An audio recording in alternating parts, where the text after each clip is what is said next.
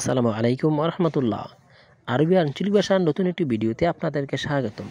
বন্ধুরা, ক্লাসটা তাদের জন্য যারা মিডিল ইস্টে নতুন আসবেন, চিন্তা ভাবনা করতেছেন, অথবা যারা নতুন আসবেন তারা অবশ্যই ক্লাসটা শেখার চেষ্টা করবেন, কারণ আপনার স্বাচ্ছন্দ্যভাবে কাজকর্ম করার ক্ষেত্রে আরবি ভাষা জানাটা অত্যন্তই জরুরি। চলুন আর দেরি না করে মূল ভিডিও শুরু করা যাক। ও মোহাম্মদ দোকানে যাও। ও মোহাম্মদ দোকানে যাও। আরবি হবে ইয়া মোহাম্মদ রুহ বাকালা। ইয়া মোহাম্মদ রুহ বাকালা। এখানে শব্দটা হবে ইয়া মোহাম্মদ, ও মোহাম্মদ, হে মোহাম্মদ। রুহ অর্থ যাও বা যাওয়া, বাকালা অর্থ দোকান। তাহলে এক্ষেত্রে হবে ইয়া মোহাম্মদ রুহ বাকালা, হে মোহাম্মদ দোকানে যাও। বন্ধুরা, এখানে মোহাম্মদ দিয়ে মূলত আরবিরা কারো নাম জানা না থাকলে ইয়া মোহাম্মদ, ইয়া আহম্মদ বলে ডাকে, ওকে। আর আপনার যদি নাম জানে, নির্দিষ্ট জানা থাকে, তাহলে এভাবেই বলবে। আর আপনারও কারো যদি বলেন, তার নির্দিষ্ট নাম নিয়ে বলবেন, ওকে। ইয়া মোহাম্মদ মানে আরবি একটা আঞ্চলিক ভাষা। কি চাই ভাই? কি চাই ভাই হবে এস এবি ইয়াহু। এস এবি ইয়াহু, কি চাই ভাই। এখানে এস অর্থ কি, এবি অর্থ চাওয়া বা চাই, আহু অর্থ ভাই। তাহলে একত্র হবে এস এবি ইয়াহু, কি চাই ভাই।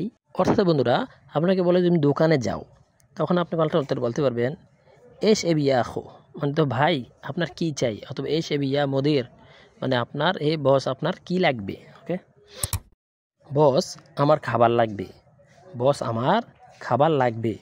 মুদির আনাবগা আকেল। মুদির আনাবগা আকেল, বস আমার খাবার লাগবে।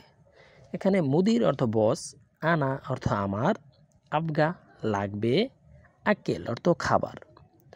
একত্র হবে মুদির আনা আবগা আকেল, বস আমার খাবার লাগবে। কারো যদি আপনি খাওয়া চান, অথবা আপনি খানা খাইতে চান, যে আমার কিছু খাবার লাগবে, বলবেন আনা আবগা আকেল, আমার খাবার লাগবে। মুদির দিয়ে অথবা আপনার মালিককে, অথবা আপনার সাথের বসকে, কেশিয়ারকে বললেন মুদির, ওকে। তাহলে এখন তো শিখলাম মুদির আনা আবগা আকেল, বস আমার খাবার লাগবে। আমার কাছে নেই। আমার কাছে নেই আরবি হবে মাই ইন্দি। মাই ইন্দি অর্থাৎ আমার কাছে নেই। অর্থাৎ কোনো জিনিস একটা বললো যে তোমার কাছে জিনিসটা আছে নাকি, তোমার কাছে টাকা আছে নাকি, তোমার কাছে খাবার আছে নাকি, বলবেন আপনার কাছে না থাকলে বলবেন মাই ইন্দি, আমার কাছে নেই। এখানে মাই ইন্দি তা আমার কাছে নেই। মাই অর্থ নেই, ইন্দি অর্থ আমার কাছে। তাহলে কত হবে মাই ইন্দি, আমার কাছে নেই। এই মোবাইলটা নাও। এই মোবাইলটা নাও আরবি হবে শিল হাদা জাওয়াল। শিল হাদা জাওয়াল অর্থ এই মোবাইলটা নাও।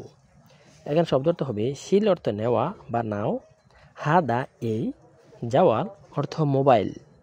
তাহলে একত্র হবে শিল হাদা জাওয়াল, এই মোবাইলটা নাও, অথবা এই মোবাইলটা ধরো। বন্ধুরা, একটু খেয়াল করে দেখেন, এই একটা বাক্য যদি আপনারা শিখেন, তাহলে এটা দিয়ে অনেকগুলো পরবর্তী বাক্য গঠন করতে পারবেন। যেমন শিল হাদা তাওইলা, এই টেবিলটা ধরো। শিল হাদা সাহান, এ মানে আমরা বলি না যে বাসন বাড়ি, এটাকে যে বাসনটা ধরো, তো প্লেটটা ধরো। শিল হাদা কুরসি, এই চেয়ারটা ধরো, মানে বিভিন্নভাবেই বলা যায়। লোক কম কিন্তু কাজ অনেক বেশি। লোক কম কিন্তু কাজ অনেক বেশি। শোয়াইয়া নফর লেকিন শোগল জিয়াদা। শোয়াইয়া নফর লেকিন শোগল জিয়াদা। এখানে শোয়াইয়া অর্থ কম, নফর অর্থ লোক, লেকিন অর্থ কিন্তু, শোগল অর্থ কাজ, জিয়াদা অর্থ বেশি। তাহলে একত্র বাক্যটা হলো শোয়াইয়া নফর লেকিন শোগল জিয়াদা, লোক কম কিন্তু কাজ অনেক বেশি। তুমি অবশ্যই ওখানে যাও। তুমি অবশ্যই ওখানে যাও আরবি হবে ইনতারো লাজিম হুনাক। ইনতারো লাজিম হুনাক, তুমি অবশ্যই ওখানে যাও। এখানে শব্দটা হবে ইনতা তুমি, রুহ অর্থ যাও, লাজিম তো অবশ্যই কোনো একটা নির্দিষ্ট জিনিস করে বলতে যে এই কাজটা তুমি করবেই, এটা করে লাজিম ইনতাসাউই, অবশ্যই তুমি এটা করো। লাজিম অর্থ অবশ্যই, হুনাক অর্থ ওইখানে। তাহলে একত্র বাক্যটা শিখলাম ইনতারো লাজিম হুনাক, তুমি অবশ্যই ওখানে যাবে। যেমন মধ্যে এটাতে আরও বাক্য গঠন করতে পারবেন, যেমন ইনতারো লাজিম শোগল, তুমি অবশ্যই কাজে যাবে। ইনতারো লাজিম মসজিদ, তুমি অবশ্যই মসজিদে যাবে। মানে দেখেন একটা বাক্য, এগুলা একটু মনোসহকারে শিখলে পরবর্তীতে আপনার অনেক ভাষা বলার ক্ষেত্রে আপনার উপকারে আসবে ইনশাআল্লাহ।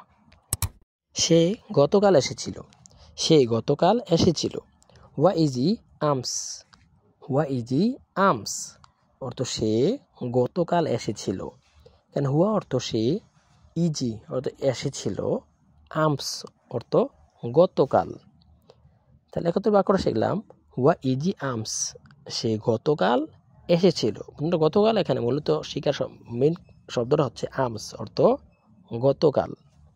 এখানে যদি আপনার বলেন যে বখরা, বখরা অর্থ আগামীকাল। দেখেন আমস অর্থ গতকাল, মানে যে জিনিসটা চলে গেছে, এই দিনটা চলে গেছে আমস। আর সামনে যেটা আসবে যে টুমরো, এটা হচ্ছে বখরা। ওকে, এই রুমটা খুব ছোট, এই রুমটা খুব ছোট। আরও হবে হাদা গোরফা জিয়াদা সাগীর, হাদা গোরফা জিয়াদা সাগীর অর্থ এই রুমটা খুব ছোট। কারণ হাদা অর্থ এই, রুম অর্থ গোরফা, জিয়াদা অর্থ খুব, সাগীর অর্থ ছোট। তাই কত বাক্যটা শিখলাম, হাদা গোরফা জিয়াদা সাগীর এই রুমটা খুব ছোট। ঠিক বন্ধুরা, আবার এভাবে বলতে পারবেন হাদা গোরফা জিয়াদা কাবির, হাদা গোরফা জিয়াদা কাবির এই রুমটা অনেক বড়। দেখেন এটা এখানে আমরা শিখলাম হাদা গোরফা জিয়াদা সাগীর এই রুমটা খুব ছোট। ঠিক শুধু একটা শব্দ চেঞ্জ করে দিলে এটা হয়ে যাবে অনেক বড়। তবে হাদা গোরফা জিয়াদা কাবির এই রুমটা অনেক বড়। এই লোকটা খুব ভালো, এই লোকটা খুব ভালো। আরভাবে হাদা নফর মিয়া মিয়া, হাদা নফর মিয়া মিয়া এই লোকটা খুব ভালো। হাদা অর্থ এই, নফর অর্থ লোক, মিয়া মিয়া অর্থ খুব ভালো। আর একত্র বাক্যটা শিখলাম, হাদা নফর মিয়া মিয়া এই লোকটা খুব ভালো। অথবা আপনার কফিল যদি ভালো হয়, মালিক ভালো হলে বলবেন যে আনা কফিল মিয়া মিয়া, আমার কফিল খুব ভালো, অথবা আমার মালিক খুব ভালো, অথবা আনা মুদির মিয়া মিয়া আমার ক্যাশিয়ার অথবা আমার ম্যানেজার খুব ভালো। আমি বাসায় কাজ করি, আমি বাসায় কাজ করি। আনা বিশ্বগল বেত, আনা ফিসগল বেত আমি বাসায় কাজ করি। এখানে আনা অর্থ আমি, ফিসগল অর্থ কাজ করি, বেত অর্থ বাসায়। তাহলে একত্র হবে আনা ফিসগল বেত আমি বাসায় কাজ করি। অথবা বলতে আনা ফিসগল মাহাল আমি দোকানে কাজ করি। আনা ফিসগল ফুন্দুক আমি হোটেলে কাজ করি। যে রে হয় এই বাক্যটা দিয়ে পরবর্তী অনেকগুলো বাক্য ব্যবহার করতে পারবে। আমি তোমাকে চিনি না, আমি তোমাকে চিনি না। আনা মাফি মালুমিনতা, আনা মাফি মালুমিনতা আমি তোমাকে চিনি না। আনা অর্থ আমি, মাফি মালুম অর্থ চিনি না, ইনতা অর্থ তোমাকে। তাহলে ক্ষেত্রে হবে আনা মাফি মালুমিনতা আমি তোমাকে চিনি না। ধন্যবাদ প্রিয়, ধন্যবাদ প্রিয়। শুকরান হাবিবি, শুকরান হাবিবি ধন্যবাদ প্রিয়। তাহলে শুকরান অর্থ ধন্যবাদ, হাবিবি অর্থ হচ্ছে প্রিয় বা বন্ধু। তাহলে ক্ষেত্রে হবে শুকরান হাবিবি ধন্যবাদ প্রিয়।